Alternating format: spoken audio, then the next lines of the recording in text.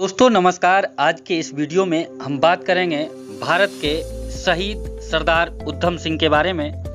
भारत की आज़ादी की लड़ाई में पंजाब के प्रमुख क्रांतिकारी में से एक सरदार उधम सिंह का नाम उन अमर शहीदों में से है जिन्होंने जालियांवाला बाग हत्याकांड का बदला लेने के लिए इस हत्याकांड के दोषी माइकल फ्रेसिस ओ ड्वायर को लंदन में जाकर गोली मार दी थी।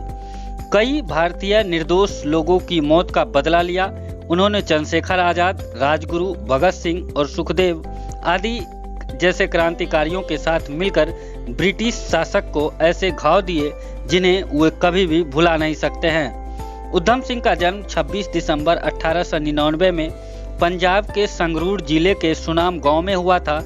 उनकी माता और पिता के दो पुत्र थे, एक मुक्ति सिंह और दूसरे Udham Singh.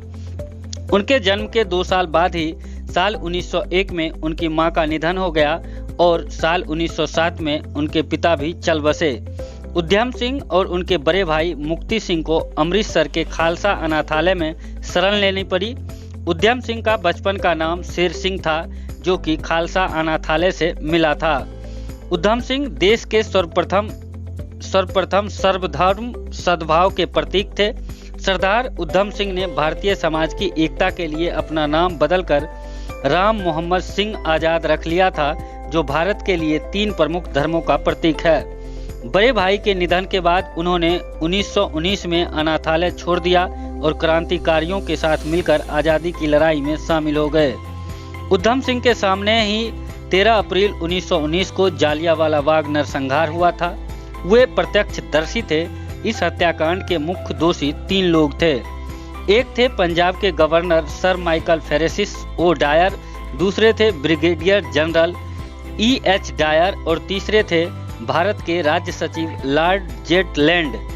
Brigadier General Dyer ने जालियांवाला बाग में तत्कालीन आदेश पर 90 सैनिकों ने मिलकर जालियांवाला बाग को चारों तरफ से घेरकर मशीन गन से गोलियां चलाई। उस बाग में सैकड़ों बेगुनाह लोगों की मौत हो गई थी।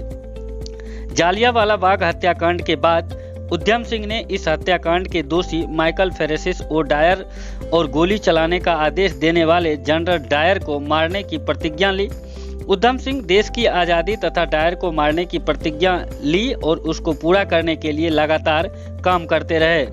इसके बाद कई क्रांतिकारी इस घटना में उतर पड़े। सरदार उधम सिंह ने क्रांतिकारी से चंदा इकट्ठा कर देश के बाहर चले गए और ब्राजील, दक्षिण अफ्रीका, जिम्बाब्वे और अमेरिका की यात्रा कर क्रांति के लिए धन इकट्ठा किया और अपने प्रतिज्ञा को पूरा करने के लिए उन्होंने यात्रा के दौरान ही एक कार खरीदी और 6 गोलियों वाली एक रिवॉल्वर भी खरीदा था। हालांकि उधम सिंह के लंदन पहुंचने से पहले ही जालियांवाला बाग हत्याकांड के मुख्य दोषी जनरल डायर बीमारी के चलते मर गया था। ऐसे में उधम सिंह दूसरे दोषी माइकल ओ डायर को मारने के लिए सही समय का इंतजार करने लगे।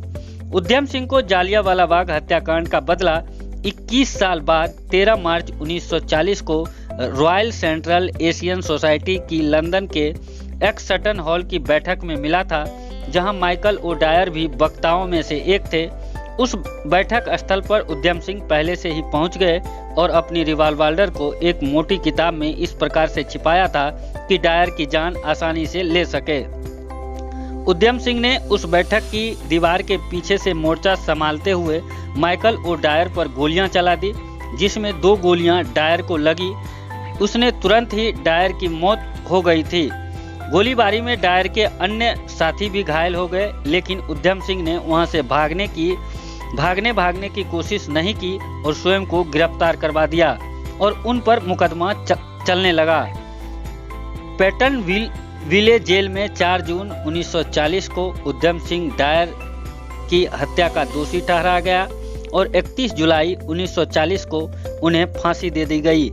इस प्रकार भारतीय स्वतंत्रता संग्राम की क्रांतिकारी उधम सिंह, जो इतिहास में अपनी शहादत देकर अमर हो गए, उधम सिंह की अस्थियों को सम्मान सहित भारत में लाई गई और उनके गांव में उनकी समाधि भी बनाई गई थी। तो दोस्तों, ये कहानी थी शहीद सरदार उधम सिंह की।